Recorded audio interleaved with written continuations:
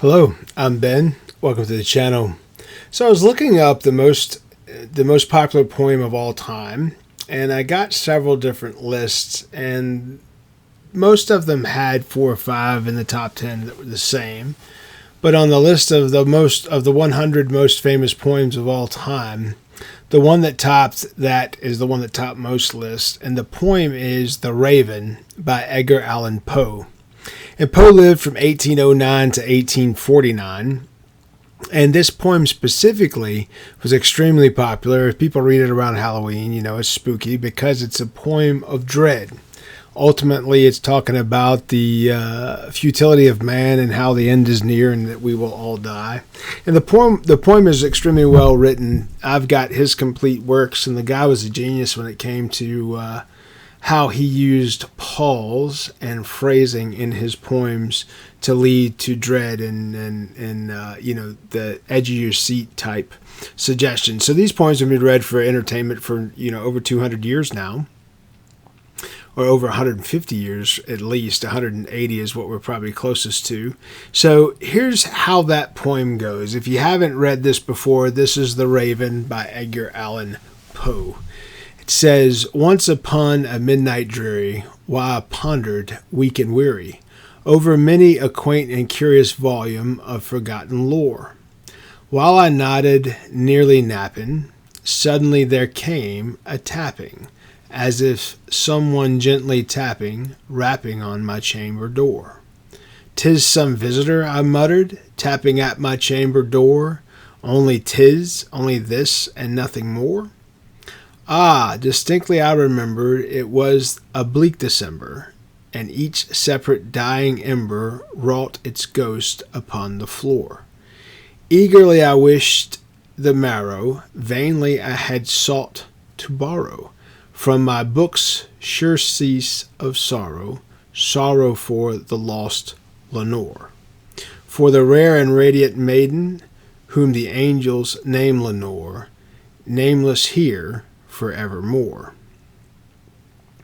And the silken, sad, uncertain rustling of each purple curtain thrilled me, filled me with fantastic terrors never felt before, so that now, to still the beating of my heart, I stood repeating, "'Tis this some visitor entreating entrance at my chamber door, some late visitor entreating entrance at my chamber door.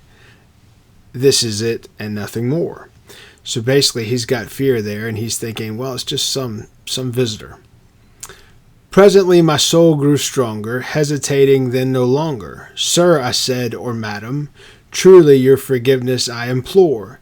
But the fact is I was napping, and so gently you came a-rapping, and so faintly you came tapping at my chamber door, that I scarce was sure I heard you. Here I opened wide the door, darkness there, and nothing more. Deep into that darkness peering, long I stood there wandering, fearing, doubting, dreaming dreams no mortal ever dared to dream before. But the silence was unbroken, and the stillness gave no token, and the only word there spoken was whispered word Lenore. This I whispered, and echo murmured back the word Lenore. Merely this, and nothing more.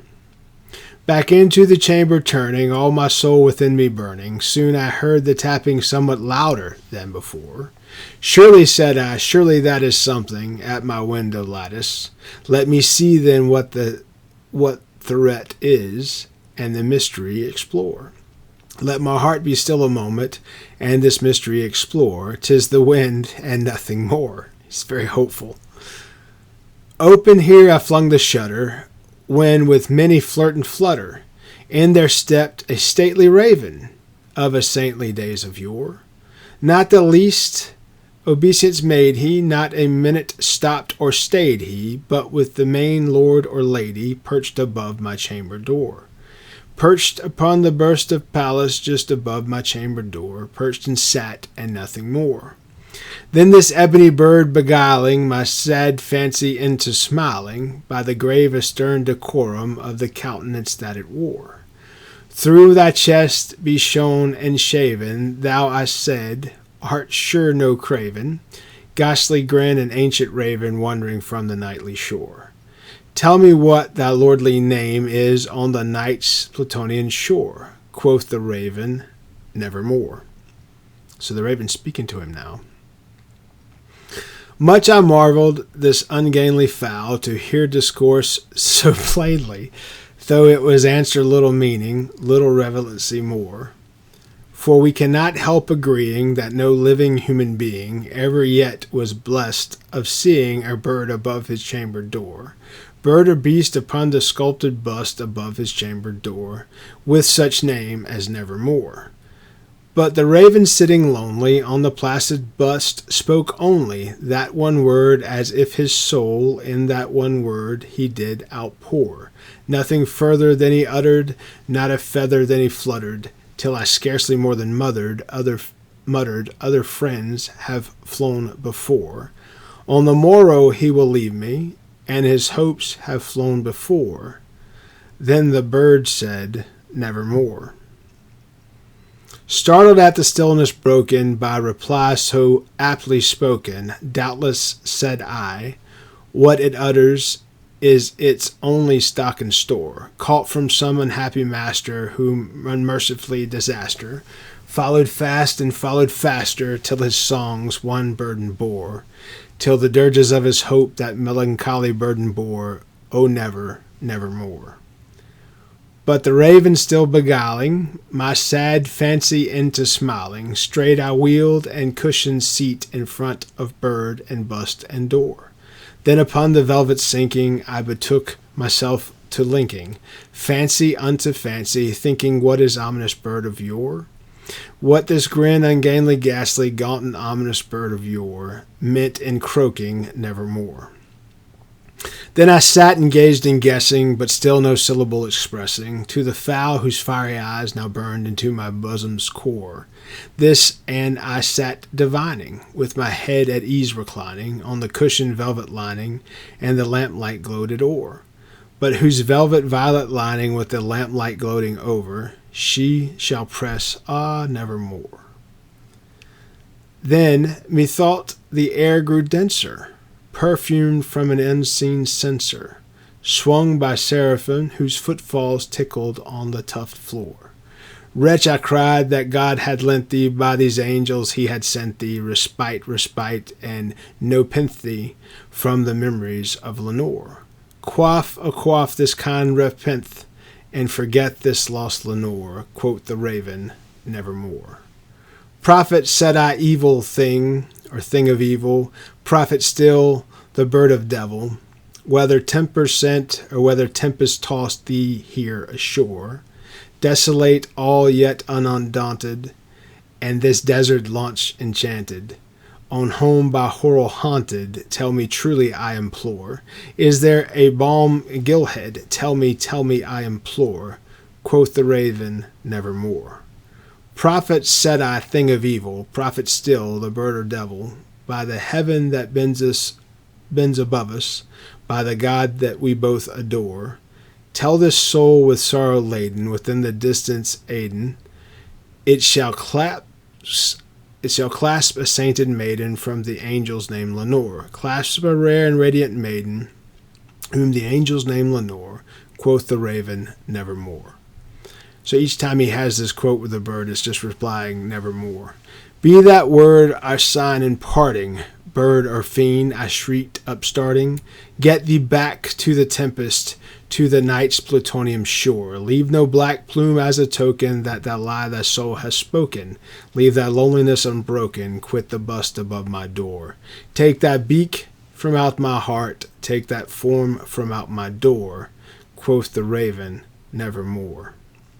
And the raven never flitting, still is sitting, on the pallid bust of Pallas just above my chamber door, and his eyes have all the seeing, or all the seeming of a demon's that is dreaming, and the lamplight over him is streaming, throws his shadow on the floor.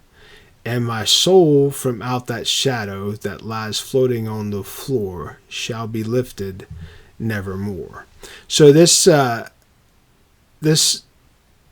poem from September 25th, 1849 was posted in the Edgar Allan Poe Society of Baltimore site. It's on the internet. You can read this. I think that's a pretty fantastic poem. It's long and it's pretty dreadful and it's a little scary. You can see why people like that at Halloween, but it is basically derived to be the number one poem of all time.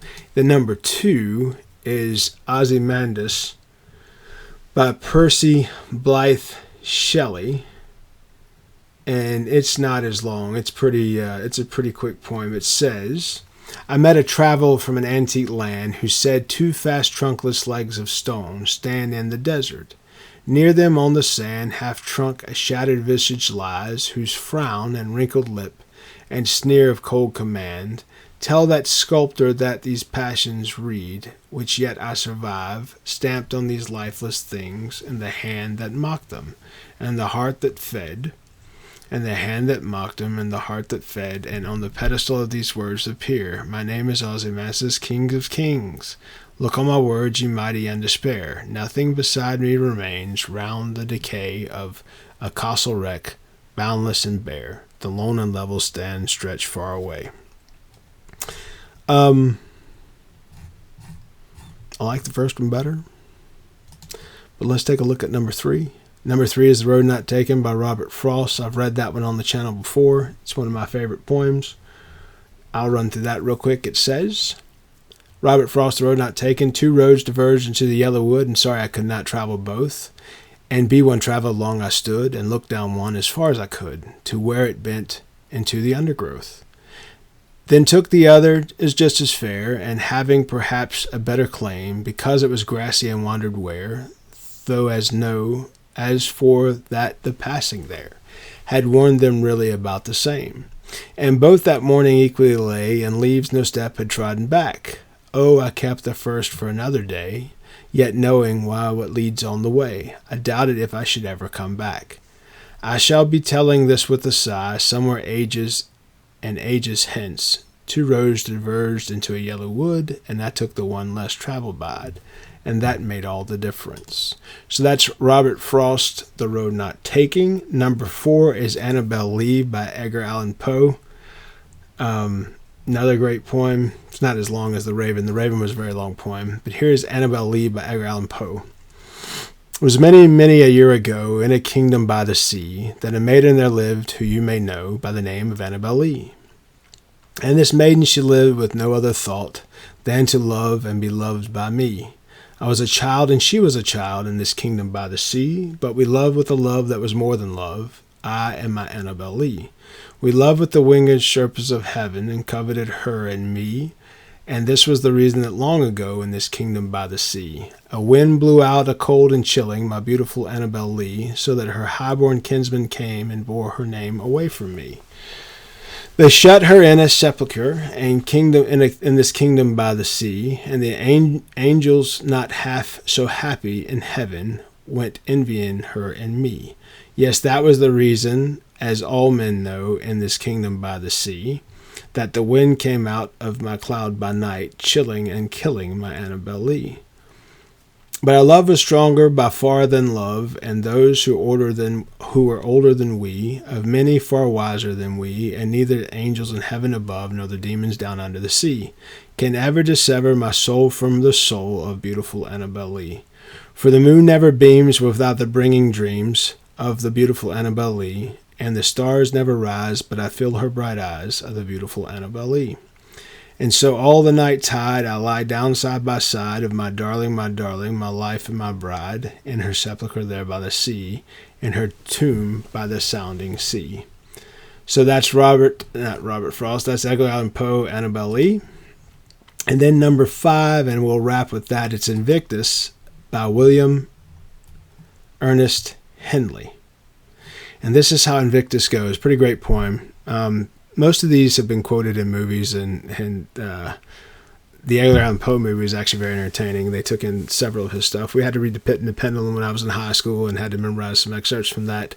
But this is an Invictus, and this is a very popular poem, and it's one that's very commonly memorized. It says, "Out of the night that covers me, black as the pit from pole to pole, I thank whatever gods may be for my unconquerable soul.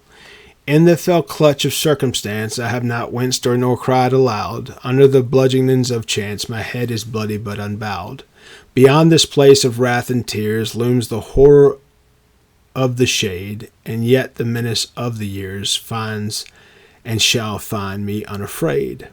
It matters not how strait the gate, how changed with punishments the scroll. I am the master of my fate. I am the captain of my soul." And that is William Ernest Henley in Invictus. And I said I was going to read the top 5, but I'll go ahead and read the top 10 because I enjoy this stuff. So the next one is Robert Frost again, "Nothing Gold Can Stay." And this is number 6 on the top 100 list. This is "Nothing Gold Can Stay" by Robert Frost. "Nature's first green is gold, her hardest hue to hold. Her early leaves flower, but only so an hour. Then the leaf subsides to leaf, so Eden sank to grief. So dawn goes down to day, and nothing gold can stay." It's a good little poem, and it's rather potent, but it makes sense. "Nothing Gold Can Stay" by Robert Frost. Next is Sonnet 18. "Shall I Compare Thee to a Summer's Day" by William Shakespeare. I'm not a fan of Shakespeare. It's probably because my ex-wife loved him, but actually I didn't care for him before that. And I had a collection that I lost in the divorce of William Shakespeare, so maybe it's just a bad memory. But here is Sonnet 18, "Shall I Compare Thee to a Summer's Day" by William Shakespeare. Shall I compare thee to a summer's day, thou art more lovely and temperate. Rough winds do shake the darling buds of May, and summer's leaf hath all too short a date. Sometime too hot the eye of heaven shines, and most often his gold complexion dimmed it. And every fair from fair sometimes declines, by chance or nature's changing course untrimmed it.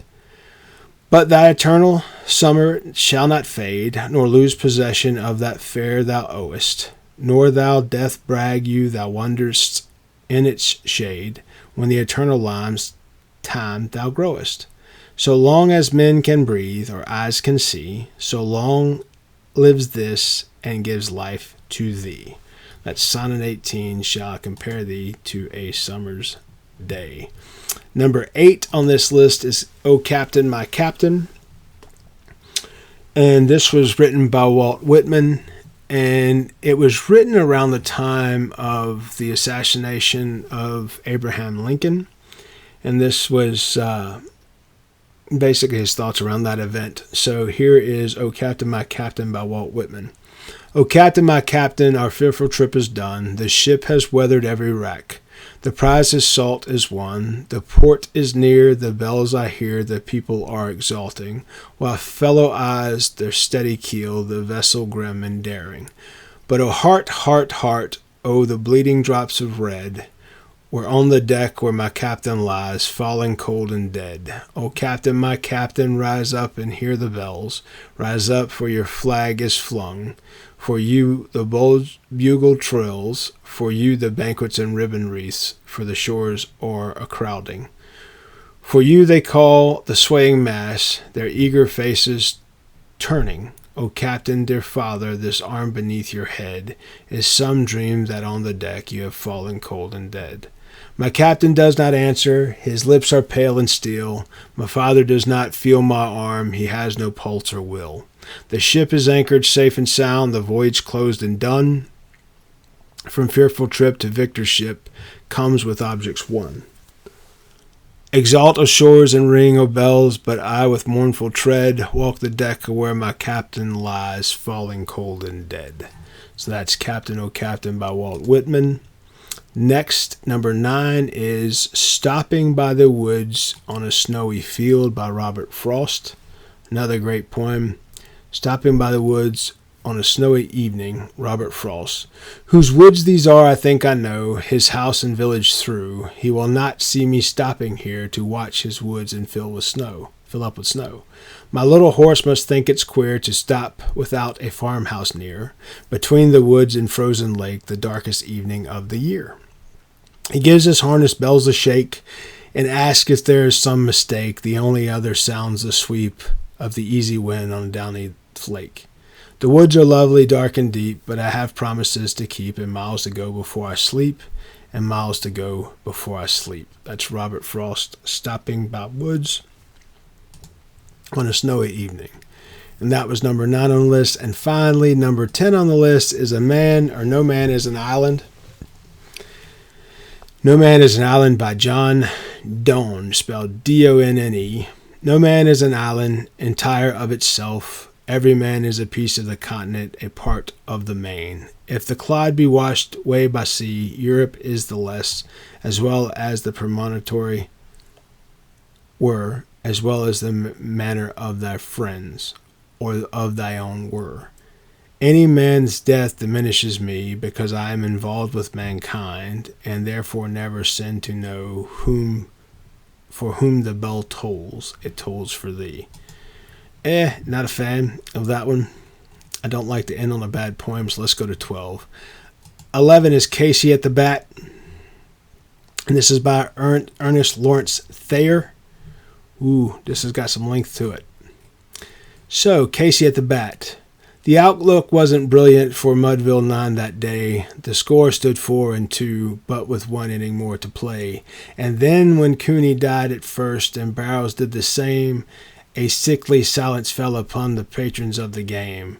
A straggling few got up to go in deep despair. The rest clung to hope, for which springs eternal in the human breast. They all thought that if Casey could but get a whack at that, we'd put even money now with Casey at the bat. But Flynn preceded Casey, and did also Jimmy Blake, and the former was a Lulu and the latter was a cake. For upon the stricken multitude grim melancholy sat, and for there seemed but little chance of Casey getting to the bat. But Flynn preceded Casey, as did Jimmy Blake. And the former was a Lulu, and the latter was a cake. So upon that stricken multitude grim melancholy sat. For them it seemed a little chance to Casey getting up the bat. But Flynn let drive a single, to the wonderment of 'em all, and Blake, too much the size, tore the cover off the ball. And when the dust had lifted and men had saw what had occurred, then Jimmy safe at second and Flynn a hugging third. Then from 5,000 throats, more than a rose of lusty yell, it rumbled through the valley and it rattled in the dell. It knocked upon the mountain and recoiled up the flat, for Casey, the mighty casing, was advancing to the bat. There was an ease in Casey's manner as he stepped into his place. There was a pride in Casey's bearing and a smile on Casey's face. And when responding to the cheers, aloftly doffed his hat, no stranger in the crowd could doubt 'tis Casey at the bat. 10,000 eyes were on him as he rubbed his hands with dirt. 5,000 tongues applauded when he wiped them on his shirt. And then with a writhing pitcher ground the ball into his hip, defiance gleamed in Casey's eyes as a sneer curled on Casey's lip. And when the leather-covered spear came hurtling through the air, and Casey stood a-watching in a haughty grandeur there, close by the sturdy batsman the ball unheeded sped. That ain't my style, said Casey, strike one, the umpire said. The benches black with people, there went up a muffled roar, like the beating of the storm waves on the stern distant shore. Kill him, kill the umpire, shouted someone in the stand, and it's likely they had killed him. Casey not raised his hand. With a smile of Christian charity, great Casey visage shone. He still rising tumblet, he bade the game go on. He signaled to the pitcher, once more the spirit flew, but Casey still ignored it, and the umpire said strike 2. Fraud, cried the maddened thousands, and echo answered fraud, but there's a scornful look in Casey, and the audience was awed. They saw his face grow stern and cold, they saw his muscles strain, and they knew that Casey wouldn't let that ball go by again. The sneer is gone from Casey's lip. His teeth are clenched in hate. He pounds with cruel violence his bat upon the plate. And now the pitcher holds the ball, and now he lets it go. And now in the air is shattered by the force of Casey's blow. Oh, somewhere in the favored land, sun is shining bright. The band is playing somewhere, and somewhere the hearts are light. And somewhere men are laughing, and somewhere children shout. But there's no joy in Medville. Mighty Casey just struck out. What a great poem. If you've ever gone to a baseball game, and I had a family member that was a pro baseball player, and man, you can really get lost in the game and get behind it. You want everything to go so right. But baseball, any sport in particular, just it could break your heart. So that was pretty great. I've not read that poem before. That was fantastic. That's one of the things I like about this. Just from a point of curiosity, I threw in the best poem or the most popular poem of all time. And I got this list of 100, and there were several other lists of less. But these are the top 12 off of this list of 100. And that Mighty Casey, I've never read that before, so that was kind of cool. The number 12, and the last one we'll do in this video, because we're reaching 25 minutes, is Because I Could Not Stop for Death by Emily Dickinson. And this is how this goes. Because I could not stop for death, he kindly stopped for me. The carriage held but just ourselves and immortality. We slowly drove, and he knew no haste, and I had put it away, my labor and my leisure too, for this civility. We passed the school where children played, their lessons scarcely done. We passed the fields of grazing grain, we passed the setting sun. We paused before a house that seemed a swelling on the ground. The roof was scarcely visible, the cornice but a mound. Since 'tis centuries, but each feels shorter than a day, I first surmised the horses' heads were toward eternity. That's Emily Dickinson. I could not stop for death. So here's my opinion of poetry. It uses language based on the time that will be a tongue twister at times, and it's kind of fun to read it, except for William Shakespeare. Can't stand a dude. But overall, it's entertaining to read poems. It's entertaining to see a snapshot of time periods that have gone past and the things that were memorized and celebrated. So that was pretty cool. I like that those are the most famous poems, top 12 based on this list. I could keep going and read all 100, but that would be an extra long video. So if you like subject matter such as this and curiosity such as these, and if you are curious about the same things, please like and subscribe. I'm going to do these from time to time because I enjoy poetry. I know it's just you staring at a talking head as I'm reading it off a screen, but I could do it lean back with a book too, and it'd be just as awkward, I'd imagine. So in these situations, just cut the screen off on the TV and listen to the words, I guess. That's the idea, is to get these poems out in front of you. And if you find a poem and you like the poet, that's the point of all this. If you like the poet, you can pick that up. Obviously, Edgar Allan Poe had the number one with The Raven. Raven's one of my favorite poems. It's just so... and you've got a bird that's there knocking on your perch in the middle of the night. There's no electricity, so the only thing that's throwing light is the coals in the fire, which is what he said. And the bird keeps rapping. And every time he says something, he says nevermore. And in that, he's asking for peace, and he's asking for the bird to go away because tomorrow will come. To everything he asked, the bird says no more, which means you won't wake up tomorrow. So yeah, it's a pretty creepy play. It's pretty great around Halloween. And, I'm going to start reading Edgar Allan Poe on Halloween again just because it's fun. And it's good stuff. And the guy had a great head for words and the use of the language. So if you like subject matter such as this, please like, please subscribe, please share. I'm Ben. Be good.